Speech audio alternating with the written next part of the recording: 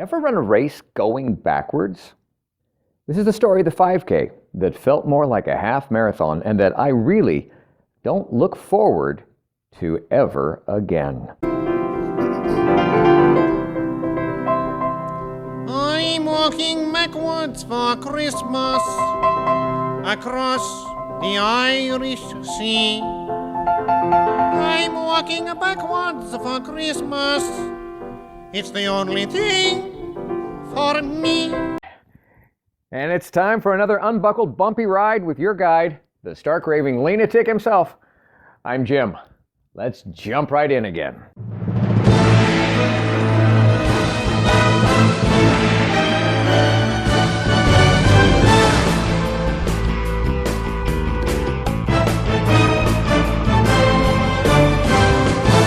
Welcome to my podcast based on my brand new book, available on Amazon, Live Life Lean, L-E-A-N.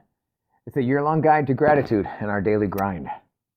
The book that combines some timeless wisdom from a whole lot of the world's wiser people with the reflections, reactions, and wisecracks of the guide's author, me. And it guides you, the reader, through the simplest system for a happy, healthy, authentic, and genuinely grateful everyday experience. I urge you to get the book. Of course I do. I wrote it. It's either at Amazon or at my website, ampurage.com. A-M-M-P-U-R-A-G-E. But even without it, let's make next week better than last, our next year better than the past, and get started now with today's episode of...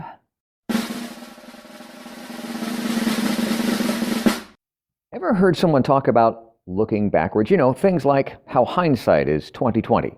How the windshield in front is so much bigger than the rear window in the back. You ever tried to run a foot race looking through the rear window, looking backwards? There once was this 5K charity run that I did with my wife, Carrie. It was her first run, and her knees were beginning to go bad, and that was like 7 surgeries, including 1 knee replacement ago for her. Anyways, I trained a little, stretched a fair amount, and pumped up a lot. Pumped up my wife for her confidence sake, as she had never run like this before. So what happened? I spent about a third to a half of the run jogging backwards. Not showing off, just showing up for my wife, showing up for her, to run with her, really with her. Not just run a race, run a race with her in the field too, in it too, but really running stride for stride by each other's side. See, Carrie and me, we have always operated at different speeds in everything, so this was no exception. But what happened? I don't even remember the course that day.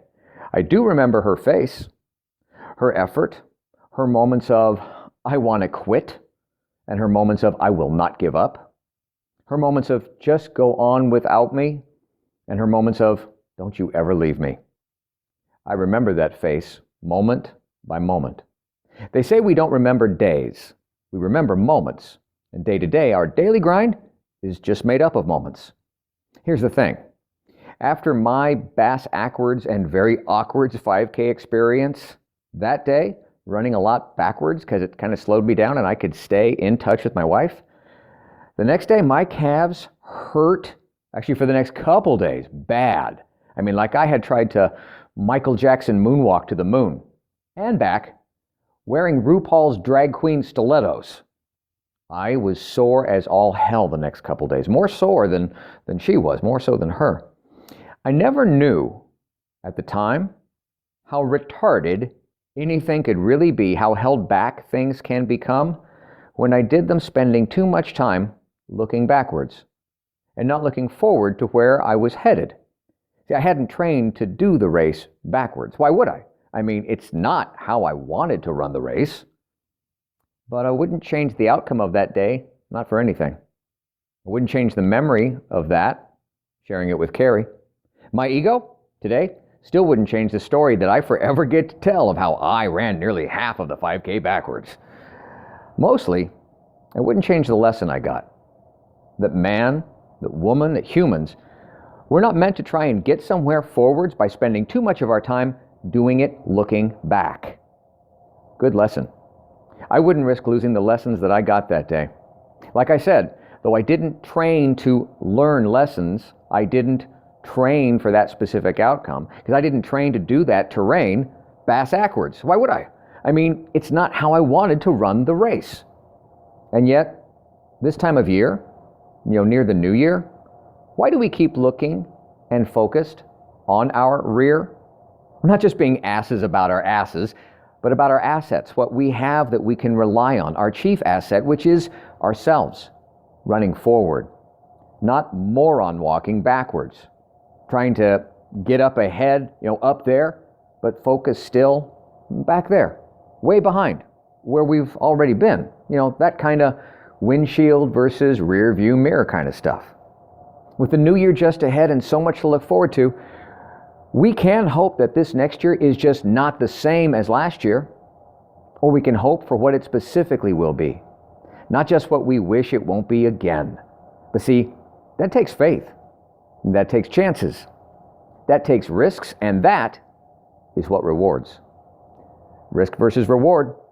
I always find it funny how people will bet on sports teams so much. They'll bet on race horses and race dogs, and even bet on gravity's impact on a flipped or a tossed coin, but they aren't willing to bet on the one thing, the one and only thing that gives them the best odds, the best outcome odds of predicting what the final score will be and who will come out on top. Themselves. Why are the same people so unwilling to bet on their own future down the road? But when they are risking what they say they want and value, that they're willing to hang a $100 bill out the window of a 30-mile-an-hour moving car going down the road, and they'll wager that they can slip it into an open mailbox and pull their hand back in before experiencing first-class injury, special delivery. The wagers that we make and the risks that we take can be pretty ass-backwards a lot of the time. Could it be the reason that they don't trust themselves enough to bet on themselves is because they're running their race backwards, looking too much at their past more than the potential future? I understand that the unexamined life is not worth living, they say. I also understand that those who refuse to learn from the past were doomed to repeat it. And that's exactly why examining what we've survived so far, what you've survived so far, and learning from what you've lost at before is the perfect formula for betting on yourself. So why don't we? See, these 4 factors that we have listed here might help you understand 2 things. How just like gambling can become addictive and why it's hard to stop, so it is why it's so hard to get ourselves to stop running things looking backwards rather than face forwards. It almost becomes an addictive pattern. We do it for 4 reasons. 1, for social reasons. Now, this may be because it's what a group of friends do, when they get together, or because it makes a social gathering more enjoyable. We gamble to have something in common. But do we really want to win at just being common? We do it for financial reasons, to win money, because someone enjoys thinking about what they would do if they won a jackpot, or because winning would change someone's lifestyle. And of course, since every gambler wins more than they lose, and the casinos and the lottos, they're all just big benevolent charities. What's the harm of looking at reality through the eyes of a bandit with only one arm? The one-armed bandits. We do it for entertainment reasons because, we like the feeling while we're doing it, that kind of rush, that high, that buzz, and that makes us feel good. I mean, it feels so good just escaping what we know we should be facing, and yes, that's why we're escaping, because we know we should be facing it. Facing the right way when we're racing and running our lives. We do it for coping reasons too, both gambling and the backwards thing. For someone to forget their worries because they feel more self-confident, or because it helps when they're feeling nervous or depressed. And ain't it just awesome knowing how well we'll all feel when we get really woke to the reality that we've lost money and time and opportunity and maybe hope. See, while we can assume that gamblers may seem to be primarily driven by that profit, that money motive mentioned before, the psychological evidence is overwhelming that the other desires affect gambling actions equally or even more, taking chances with little chance of coming out on top. Put simply, for most gamblers, their actions contradict the desire to maximize profits. Ask anyone who's a professional gambler, and they'll back that up. Understanding your own psychological motives is clearly important when you're gambling. Most players know that the strategies that they should be adopting, but fail to apply them in real gambling situations. Players realize that they don't lack the information, just the courage and judgment. It's far more profitable to learn why we don't apply the lessons that we have already learned from the past. And that would be the insurance that we apply them, rather than keeping looking back at them. Until we understand and control our own motives, including the unconscious ones, we cannot possibly play to our best ability. We cannot possibly run life's rat race best looking backwards, thinking too much about our past. Queen Bee, Beyonce, once said, "I don't like to gamble, but if there's one thing I'm willing to bet on, it's myself." Thank you, Beyonce.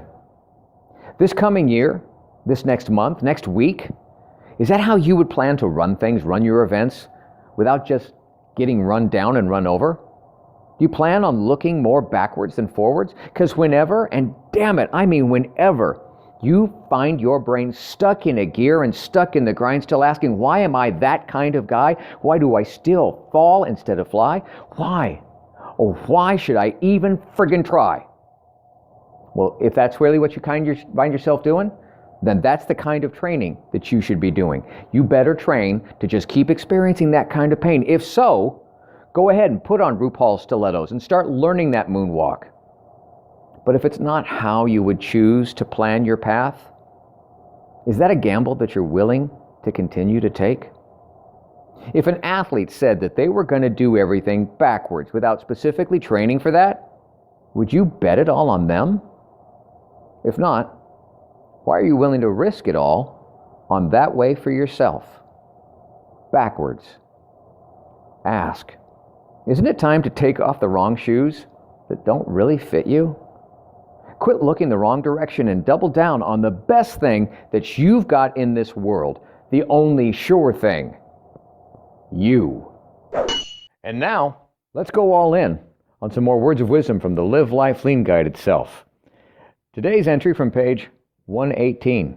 What the expert said, money never made a man happy yet, nor will it. The more a man has, the more he wants. Instead of filling a vacuum, it makes one.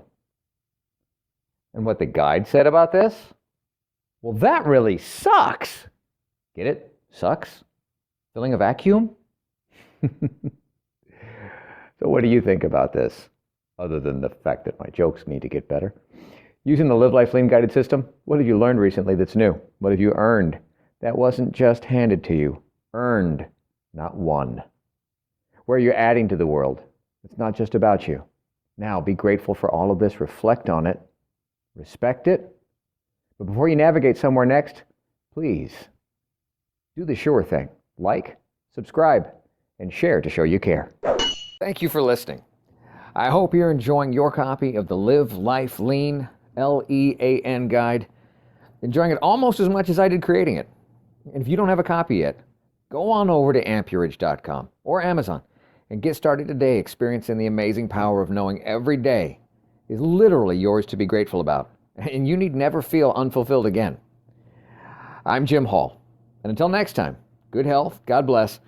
And now, go get a little dirty learning something new. Earning what's not given to you. Adding to this crazy world that we share. And navigating your way to something new and next.